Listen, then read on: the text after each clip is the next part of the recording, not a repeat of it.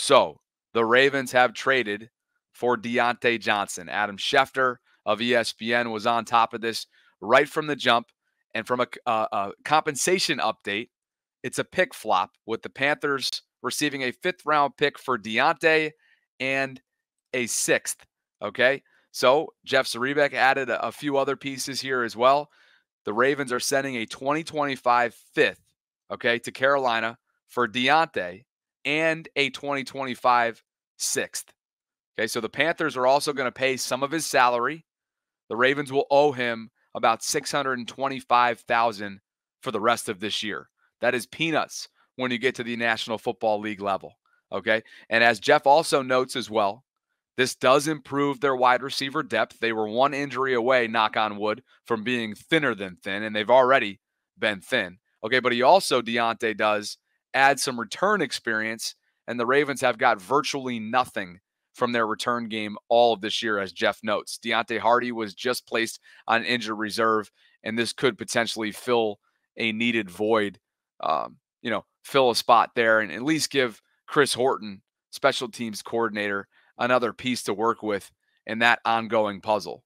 So the Ravens will acquire a 2025 6th rounder, Diontae Johnson. He will hit unrestricted free agency in 2025. This will be eligible. The Ravens will be for a 2026 compensatory pick.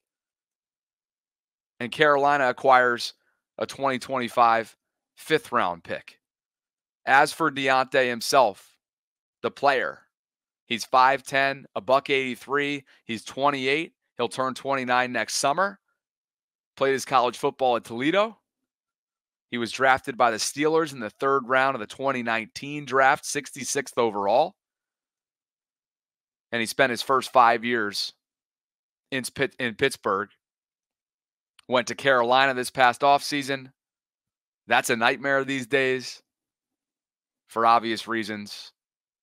New coach, new group, new personnel, a rookie quarterback that they just benched, or I should say a second-year quarterback that they benched for Andy Dalton. Then they had to go back to Bryce when Andy went down. Diontae now gets a new change of scenery. He was a second-team All-Pro in 2019, a Pro Bowler in 2021. He's got over 400 career receptions, over 4,700 receiving yards, and 28 touchdowns. As far as the bump or the glow-up that he was able to enjoy from Bryce to Andy, the numbers were pretty significant. 0.64 yards per route run, negative 0.85 EPA per target. This is with Bryce Young.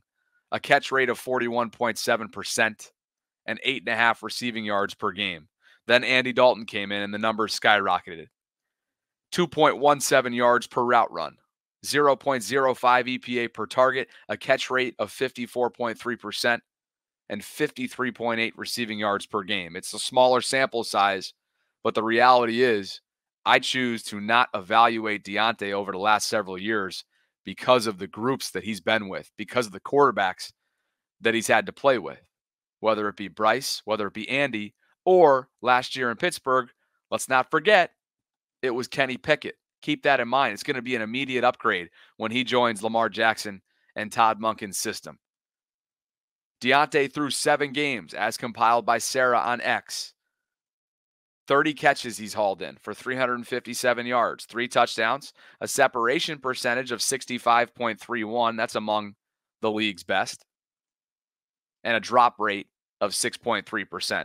As far as Zay Flowers, Baltimore's wide receiver 1 so far through 8 games, 41 catches, 527 receiving yards, a touchdown, a separation percentage of 68.42, and a drop rate of 4.7%. In other words, bring him in. This is a complimentary piece. It's an upgrade over Nelson Aguilar, in my opinion. And now, more challenge, more competition, hopefully breeds excellence for Rashad Bateman as this number 2 right now. Here are the numbers for Diontae over his 6-year career. Again, that 2021 season was one for the books. over 1,100 receiving yards, 107 receptions in Pittsburgh, 8 touchdowns. And he's only ever hit over 1,000 yards once throughout his 6 years, but he's steady. And he's a good target and a viable threat in the slot. And somebody that, for the most part, is a reliable pass catcher for you. And now he joins the Ravens, who have used 11 personnel on just 28.1% of their plays this season. That is the NFL's lowest rate. Jonas Schaefer made that observation earlier. 11 personnel is 1 running back, 1 tight end, 3 wide receivers. What does that mean? They haven't had the horses. They're too thin in the wide receiver room. It's no surprise. It's no secret. But Diontae is going to come in and give them an opportunity to touch every blade of grass, just as they've wanted to throughout this entire 2-year period, 1.5-year period with Todd Monken and Lamar Jackson. So the spread them out flexibility, to use Jonas's words here. That's where Keaton Mitchell in his rookie season last year, before going down with the knee injury, thrived. And Derrick Henry certainly could as well. So there you have it. Add another playmaker to an already stacked offensive group led by your MV3 frontrunner. I would assume that's still the case coming off of Sunday's loss in Cleveland. Maybe not. Maybe Josh Allen is up there. But King Henry, Justice Hill, Diontae Johnson, Zay Flowers, Rashad Bateman, Nelson Aguilar, Mark Andrews, Isaiah Likely, and of course Keaton Mitchell is in the middle of his 3-week window as he tries to make it back from last year's ACL. Anyway, we know he returned to practice this past week. Back to the guest lines we go. I appreciate you guys for being here today. Over 1,300 of you joining me on this late afternoon breaking news live stream. If you'd like to call in, hit the link that's included as a pinned comment in the live chat. Manuel, talk to me, brother. Your instant reaction to this is what? A few things. First, I got to get the cardio on. So, look at you go. Of course, 30 minutes on it. Instant reaction. This tells me more about the defense than the offense. Offense, obviously, personnel, but more so the defense. It's just saying to me, the scheme is the problem. We have the players because most of them are actually on the team. And then you went from first with those players to dead last this year. So that is, and the rest of the personnel not communicating well towards the players not understanding or not trusting on Zach Orr's plan. That has to change. We have the talent. We just don't have the coaching staff communicating things as they should. Second of all, Diontae Johnson, he was a menace. If you remember when he was in Pittsburgh, it was like they had Juju and then they had Diontae. And it was always, who's going to tear us apart? Is it going to be Juju this game or is it going to be Diontae? So I understand that part, you know. We have another Zay Flowers type receiver. Now you have, well, if Rashad can catch it through the sun, that will be no issue. And on third down. Yep. I mean, going a little bit back to that play, if he would have caught it, that would have been a highlight, not only of Lamar, but also about Rashad in his career. Like, oh, if the play breaks down, I can help my QB. Now, it's like, if the play breaks down, I cannot help my QB because I cannot catch it through the sun. Just put it into perspective what other teams see when your contract is about to expire, even though he's assured for the next 4 years. But still, that adds to the resume. And I think and the last one, I think Diontae's from Florida. So this ain't the Baltimore Ravens anymore. This is the Florida Ravens. I think Raven has put it time and time again. More personnel from Florida and the offense, that tells me a lot. Appreciate you, brother. Thanks for the call, and have a great workout, will you? All right. Thanks, man. Get her done. That's great for the stamina right there, by the way. Speaking eloquently while on a bike. Speaking to the scheme, we all know the scheme is going to have to change a little bit. It's going to have to be simplified a little bit should the Ravens continue to want to put themselves in positions to win games defensively. You got too much confusion.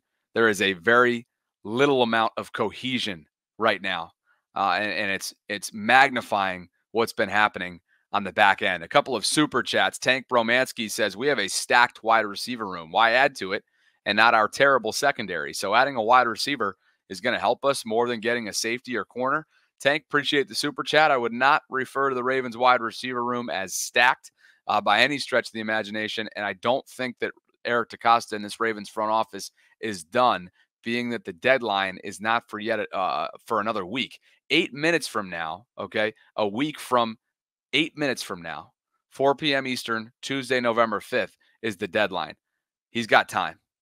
And Tank also says, why in the hell would we get another wide receiver? I appreciate the super chats, Tank. Thank you guys for being here. Over 1,200 of you joining me concurrently right now.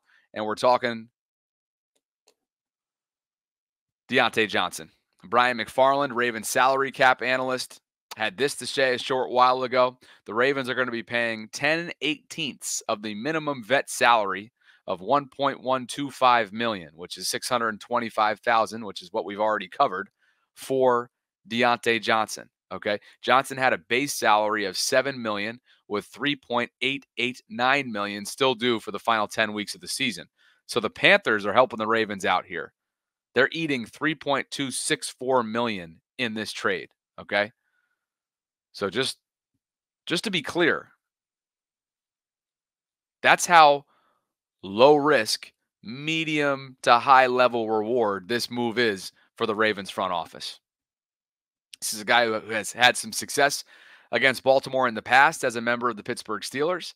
It's a guy who's had some success in the slot this year. It's somebody who has the ability to win his one-on-one battles in man coverage. And understands AFC North football.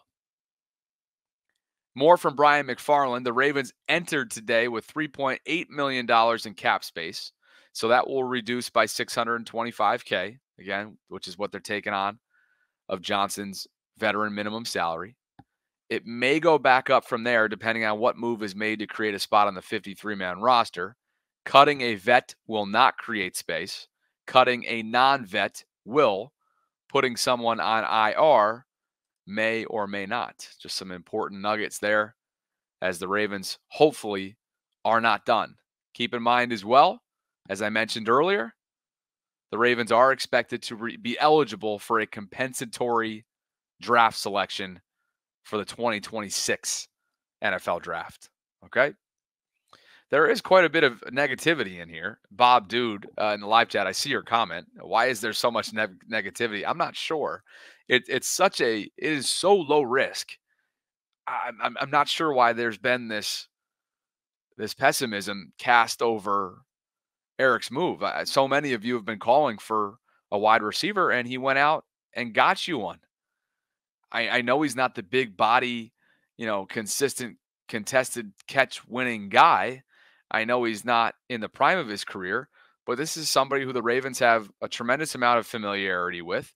This is somebody who I'm sure was looking for a change of scenery, is getting exactly that, going from the bottom of the league to a potential Super Bowl contender. It's somebody who still has ability, has shown that he still has ability, and has not played with a good quarterback in years. Years. His last three quarterbacks have been Bryce Young, Andy Dalton, and Kenny Pickett. Okay? I don't know if there's one starting caliber quarterback among those three. So, sure, some people have referred to this as non-needle moving. I think that's a fine take. That could very well be what this ends up being. At the same time, if that does end up coming to fruition, the Ravens have very little on the hook investment-wise. Maybe he helps them out from a return specialist standpoint, and he bolsters a room that was thin. They were thin at wide receiver. And so I'm struggling to find something that's worthy of hammering the Ravens front office for here.